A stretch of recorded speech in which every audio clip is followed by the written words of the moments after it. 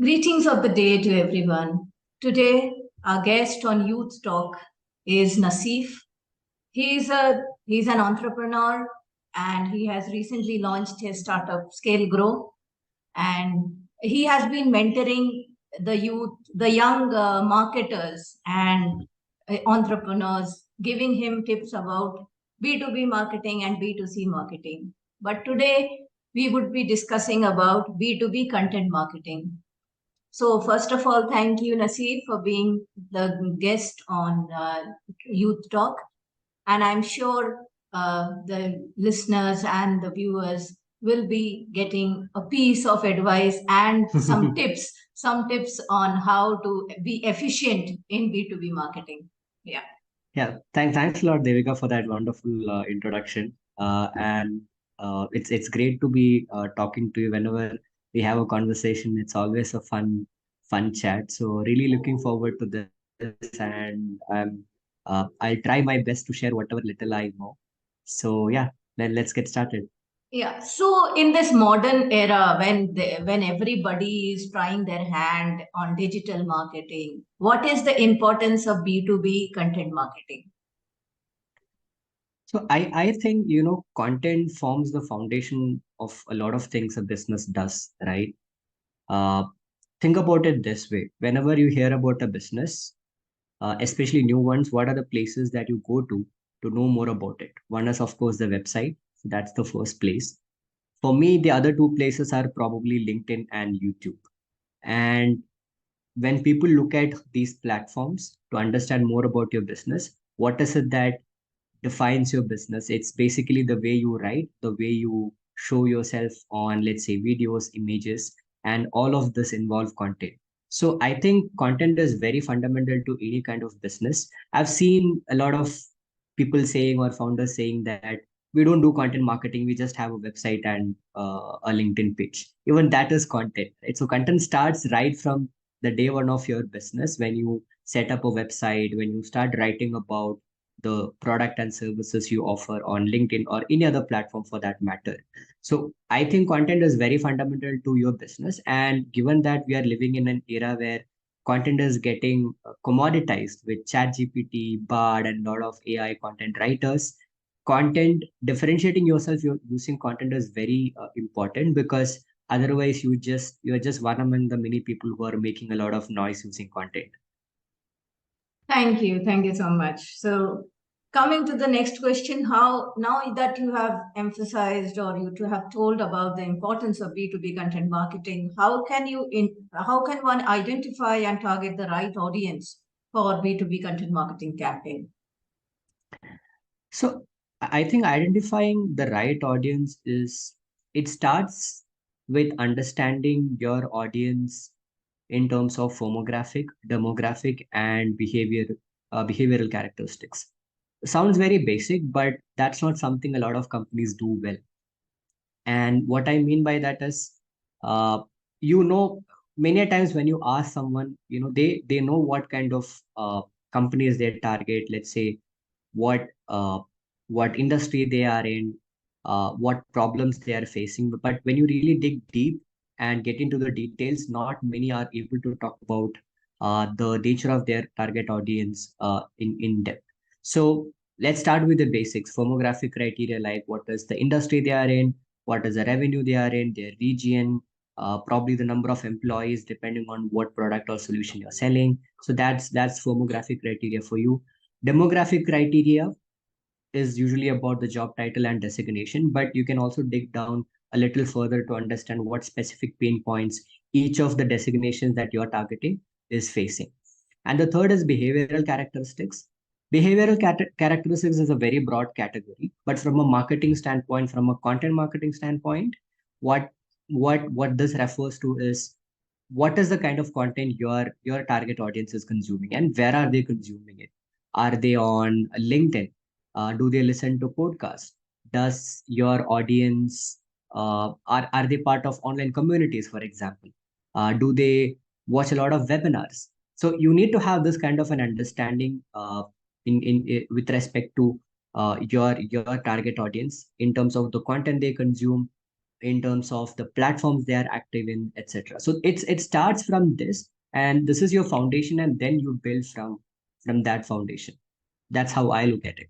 Thank you. Thank you. These are very good insights. I feel the is being educated a lot. Yes. So coming to the next one, how so in B2B buying journey, there are different stages of the sales funnel. So how do you create content that will resonate with buyers at different stages? So funnel in itself is a very loosely used term, and I've written about this as well. I as you know, I have a newsletter on LinkedIn, and one of the articles was about the funnel itself, and it was titled the discontinuous funnel, and how to fix it, right? So people have a notion that, when I say people, mostly B2B marketers and founders have a notion that your funnel is very linear. People come enter the funnel from the top. They have a linear journey and they exit at the bottom, whether they convert or they lose, the company loses the deal. This is how it looks like, is what most people think. But the concept that I spoke about in that article is that the funnel is discontinuous. It means that it's never a linear journey. You have multiple entry and exit points in the funnel, and it's very difficult to say that you have uh, a top of the funnel, right after that comes the bottom of the funnel. I mean, it's good to layer it that way, but what I call it is the multi-dimensional marketing funnel, wherein you just have two layers. You have a demand generation layer at the top, you have a demand capture layer at the top, and marketing kind of cuts across both demand generation and demand capture, where sales is essentially a demand capture function. Now, when I talk about layers, it's not just one. It's not linear where you have like one thing and one content type at the top, then followed by something else. It's like a stacked layer where you have different content types at the demand gen layer, and you have different content types or touch points in the demand capture layer as well. So this is how you should ideally look at the funnel. Now, going to specifics, in the demand generation layer, you would have all those platforms, content types, channels that would help you generate demand. For example, organic social, online communities, live events, podcasts. There are plenty of them. These are the channels primarily that will help you generate the demand. And there are demand capture channels when it comes to marketing. Let's say, for example, SEO, email, paid ads, etc. And some of these are, not just one category of channels alone, right? SEO, for example, I believe it is a demand gen as well as a demand capture channel. Same is the case with email marketing. So they kind of fall into both the categories, but you get the point here, right? So this is how essentially I visualize the funnel. Now, coming to your question, how to create content for it. Once you visualize the funnel, it's about understanding what kind of content formats you should go with, what kind of platforms should you leverage, and then experimenting with different combinations of these.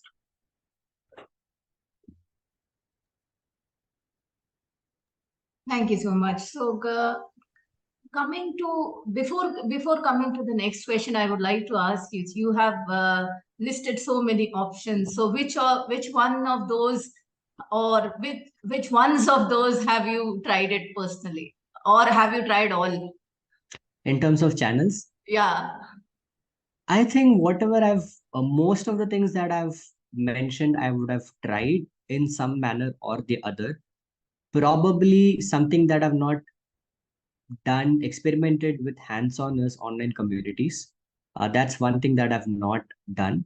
But pretty much everything else, including podcasts, live events to some extent, and everything else that I mentioned, I would have tried in some manner or the other. That's really lovely, amazing.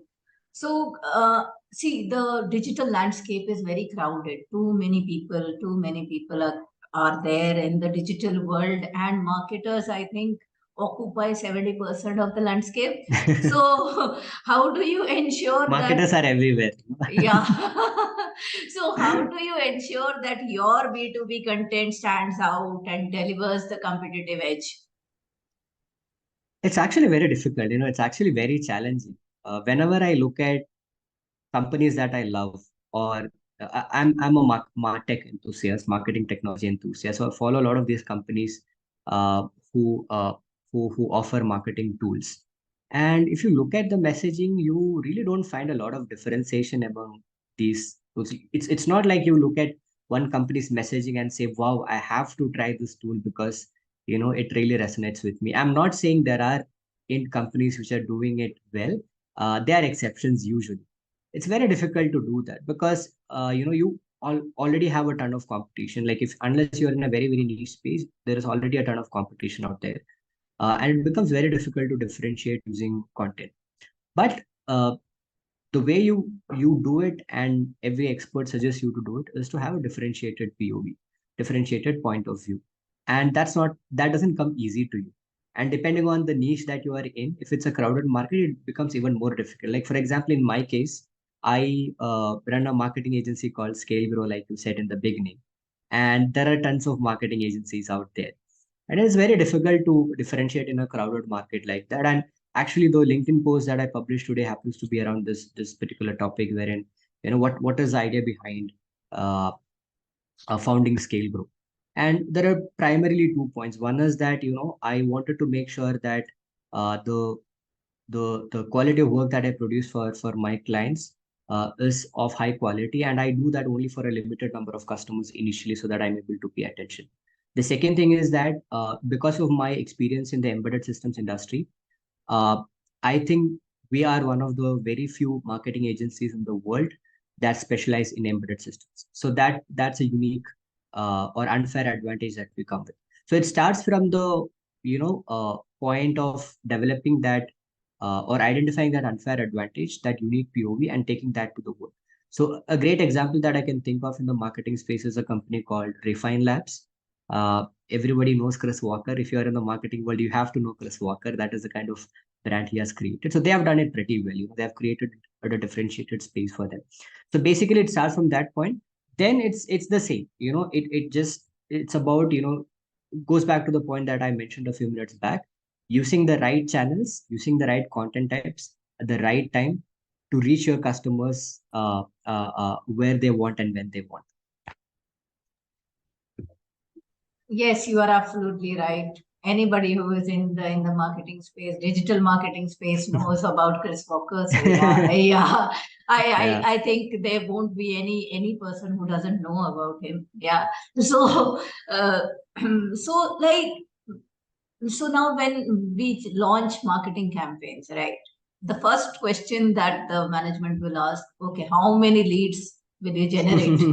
So what is the number of ROI is equals to leads generated? Okay. So what are can you talk about some of the effective lead generation strategies using B2B content marketing? So the very first thing that we have to understand here, like you said, content marketing or marketing in general doesn't work like a magic wand that you swing and you start getting leads from tomorrow, right? If you're approaching marketing with that mindset, you're never going to succeed. Marketing is not a sales. It doesn't work like sales, right? So that said, there are definitely ways in which you can accelerate your journey. It goes back to the demand gen plus demand capture model that I spoke about a few minutes back, wherein you set up a solid demand gen layer at the top that would consistently feed leads or opportunities to the demand capture channel. Then it is upon the demand capture layer to convert that demand. So you can do this in different ways. And the way I look at it is so this doesn't really mean that you have to wait until eternity for you to generate leads. That's not the idea. So broadly, I look at it in two different ways. What are the short-term things that you can do, wherein you can generate a few quick wins? What are the long-term things that you can do? And it's not like you start the long-term things after you've figured out the short-term channels, short-term tactics. You have to start both in parallel, essentially. And examples of short-term tactics are Google Ads, email marketing, and not everything in these is content. There are other optimization techniques that go into it. But essentially, if you look at this, content is the foundation of a lot of these, right? If you take Google Ads, if you're running Google search ads, the title, the description, the copy basically that's about content. If you take email marketing, for example, the subject line that you use, the preview text that you use, the content, the copy of the email, the call to action that you add, all of these involve content, right? Now, if you come to long-term channels, there are things like organic social, podcasting, SEO, going to live events, networking. So things like these are those which contribute to long-term success. So when you talk about using content for this is how I usually visualize. And it's not just about the content as such. Of course, like I said, you have to look at other ways in which you can optimize these channels for quick results. And if you are able to take that long term view in marketing, the sooner you realize that marketing is a long term game, the better. Or else you will just sit and cry about not generating results in 1 week, 2 weeks. It's not going to happen. Last week, I had a call with a prospect wherein they said they have a webinar coming up in 1.5 months. How can they create like a huge buzz around it, in such a short time? I said that's not going to happen, right? Unless you have something chat GPT like, you're not going to create that buzz. Of course, you can do a few things that will create a bit of noise, but not to the scale that you expect in such a short time, right? So yeah, this is my view. And whoever comes to me, any client that comes to me, saying that we need results quickly, I tell them it's not going to happen, right? So that's a reality. Unless you already have built an audience elsewhere, right? There is this model where people build an audience first and then try to monetize it, and that is coming to the B2B world as well. But unless you have that audience, it's very difficult for you to start generating leads from tomorrow. But still, you can try things like paid ads, email marketing, to get some quick wins. Yes, yeah, that's quite a lot of insights that you have given right now, because yes, it is very important to understand that marketing will not generate leads right from the tomorrow. So, one sane advice to all the people who are venturing into B2B marketing: please treat it like a long-term function, and wait for the long term for to see the results. Yeah. Yeah, yeah. So now that we know that marketing is a long-term function, consistency is the key now. So how do we maintain consistency and alignment of the B2B content marketing with the overall brand messaging? So I think it's a two-part question. One is the consistency aspect of it, and second is aligning your messaging with the brand. So I'll start with the first one. When it comes to consistency, what I do for my business, for example, is I only start with things that I think I can consistently do for an extended period of time. Like for example, I've been wanting to do a podcast for a host a podcast for a very, very long time. The only reason I've not started it is because I know at this point I don't have the bandwidth or resources to do that consistently for an extended period. But at the same time, I've managed to create other assets like my own LinkedIn newsletter. There is another newsletter that I'm running for the agency for my company Skalegrow. I have a YouTube channel. So there are other media assets that I've created. So it's about identifying those 2 or 3 channels, those media assets that you think with your limited resources and bandwidth, you can do consistently over time. Now, coming to the second part, aligning with the brand, I think it starts with identifying your value proposition. And as simple as it may sound, what I see happens in when it comes to messaging or crafting a value proposition is that this tendency is more there in the tech space, wherein you tend to use fancy words and jargon to define what you do. Let's take for example, if you are a company into the data analytics space that leverages AI, for example, if your messaging statement looks like leveraging AI to orchestrate data with seamless cloud provisioning and transition, it's time that you rethink your messaging statement, right? You should focus more on what the customer gets from it, and that's what communicates your brand. If you're using the former, the statement that I mentioned, it gives a complex feeling about the business to your customers, and that's not going to help. Instead, if you have something very simple like get all your data in one place every day with 2 clicks, that communicates the value your product or solution is offering. So it starts with defining that, crafting that value proposition, then making sure that this reflects in whatever you communicate. And again, I can go back to that example of Chris Walker. I when I started listening to his podcast probably 1 year back, first 3 or 4 episodes I found it very interesting because it was a novel concept. Uh, but after a point, it kind of became boring to me. But it's the idea is that he's reiterating the same concept again and again across different channels, his podcast, LinkedIn, the live events he's attending, so that it just gets registered in his ideal customers, and when the time comes for them to do the business, they always think of him, right? So doing that across channels consistently over a time is how you do it, and that should reflect what your brand stands for. Then there are other principles of branding like tonality, the language that you use, design Mm. elements, things like Mm. those. And Mm. there are even tools that will help you do this to some extent. So this idea is called brand language optimization, wherein you follow a consistent tonality or way of communicating your message. For example, there Mm. is a tool called Phrasey that will help you do this. It's an AI-based tool. And I think it's also important to train your team on this. I see the companies that I have myself worked in, a misalignment between what the management wants to communicate in terms of the brand and what the team actually does. The marketing team itself, right? So Mm. these are people who know branding, who Yes. understand branding, Yes. but they have not been given the right direction, the right training for them to understand or comprehend. This is how I should Correct. communicate the brand's message, right?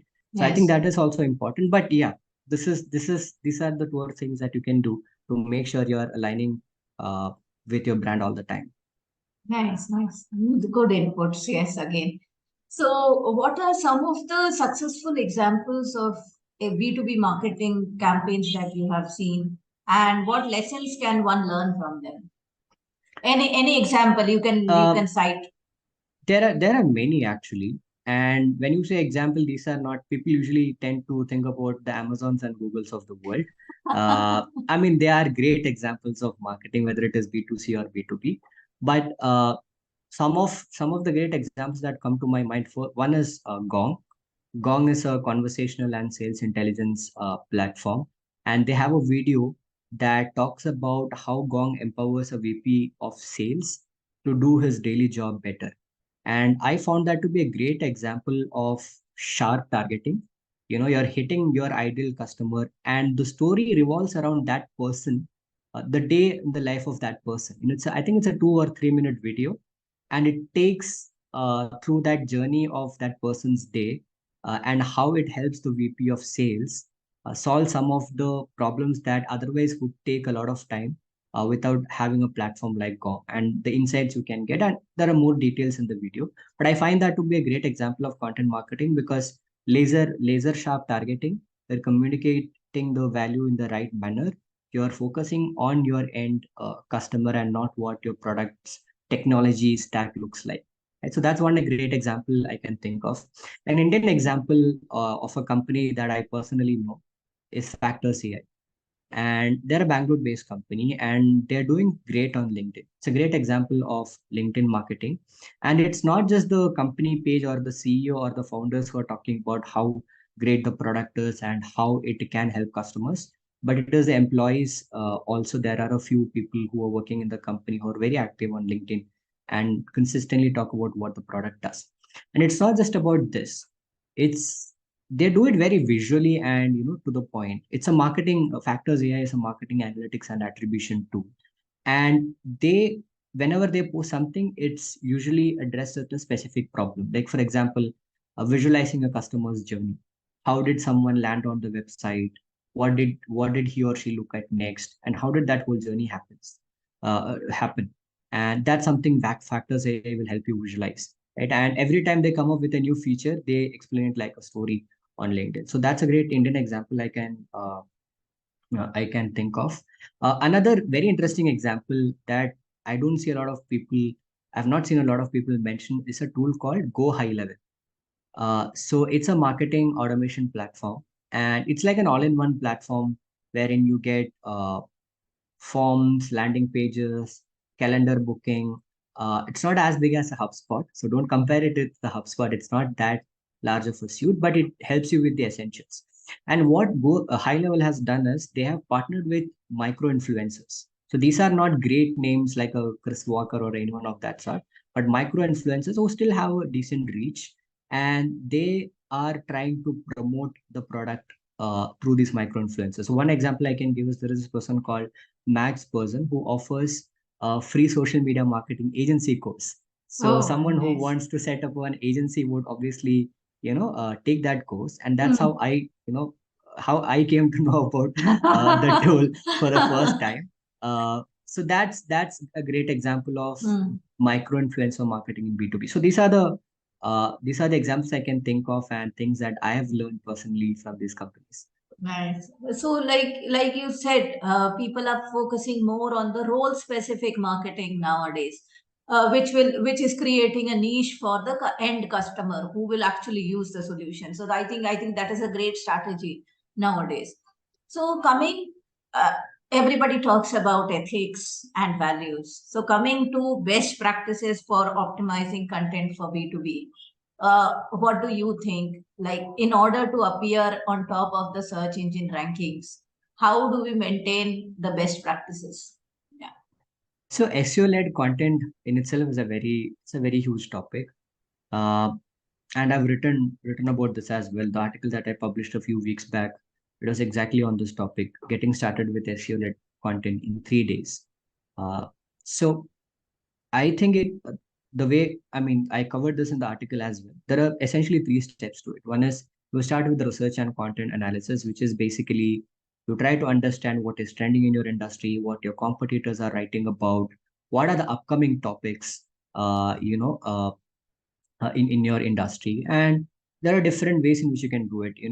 One is look at what keywords, what topics your competitors are writing about, right? It can be, you can do it easily by looking at their website, or you can use techniques like content gap analysis or keyword gap analysis, which you can do using tools like Ahrefs or SEMrush to look at what your competitors are talking about.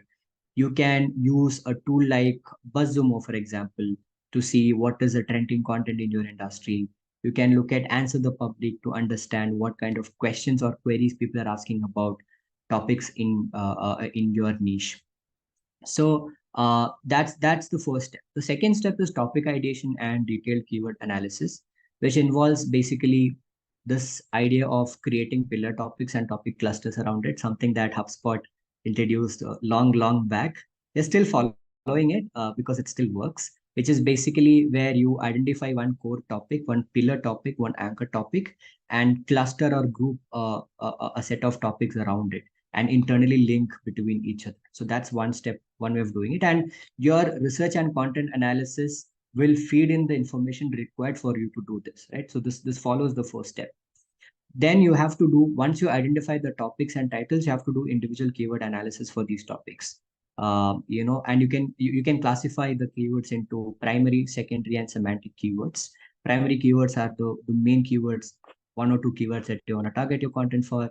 Secondary keywords are those which would be part of your content, your heading tags, etc.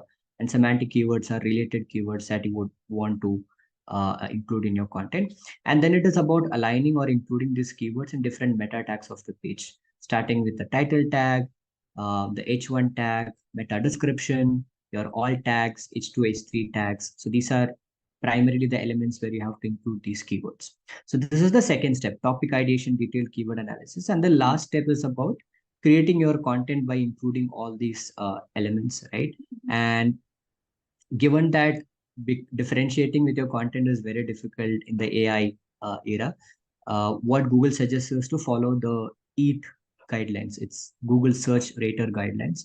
It stands for EEAT. It stands for experience, expertise, authoritativeness, and trustworthiness, right? You establish your credibility, you show that you are the expert in your field. So that's one fundamental principle everyone can keep in mind. And the more you do it, the more Google will understand or recognize your content as high quality, and that increases your probability of ranking.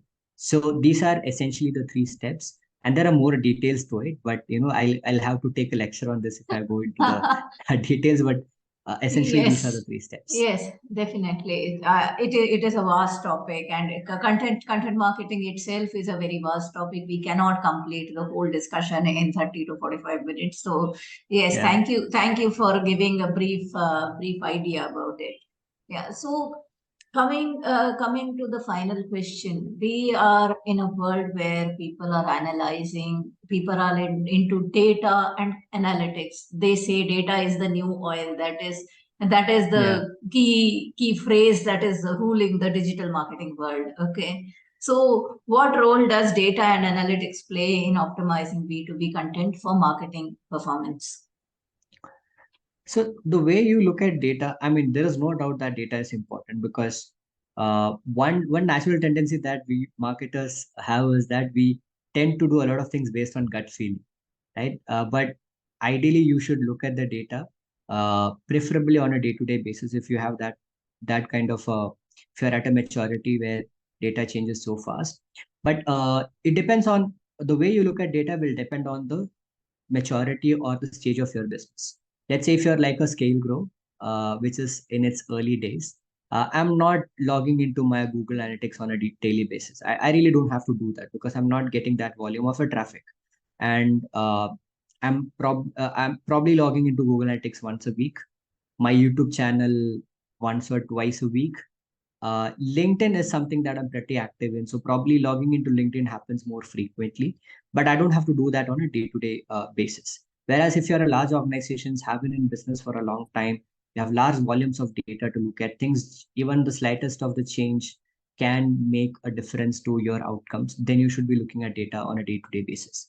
So coming to how you should look at data, the way I look at it is there are two types of data. One are the leading indicators, and second is the conversion specific or business oriented metrics. Leading indicators are things like website traffic data, uh, or SEO related data as to how many keywords are you ranking for, what is your domain rating, how many backlinks do you have, things like those. Website traffic data, as you know, is the number of users and all that stuff. The third thing is on platform metrics. What I mean by that is whichever platform you're using, whether it is LinkedIn, podcast, your YouTube channel, you have to look at the on-platform metrics for sure. Let's say, for example, if it is YouTube, you have to look at the views, subscribers, retention rate, the demographics of your viewers, etc. That's what on platform metrics is. So these constitute your leading indicators or top of the funnel metrics. The second category is bottom of the funnel or business related metrics, which are it can start right from your MQLs, marketing qualified leads. But if you are very pipeline oriented or revenue oriented, if you want to look at those numbers, you can start from pipeline or revenue. But I think it is still important to look at MQLs and SQLs because again, in a way, they are leading indicators, but more at the bottom of the funnel. So that's how I would like to visualize marketing data. And like I said, depending on the stage your business is in, decide what frequency in which you want to look at the data. Wow. I think you have given a lot of information in this comprehensive interview, and I think our audience is filled with information. Their minds are filled with information now. At least the basics are clear, as I say. If the foundation is not clear, I think you have lost a step in your career. So I think the foundations are clear now for B2B content marketing, and I thank you for being my guest on Youth Talk. And I am sure the audience has really become enriched now with your knowledge. And I hope you will continue to scale up, and Skalegrow will grow leaps and bounds. Thank you so much. Thanks a lot, Devika. Thanks for having me on the show. Thank you. Thank you so much.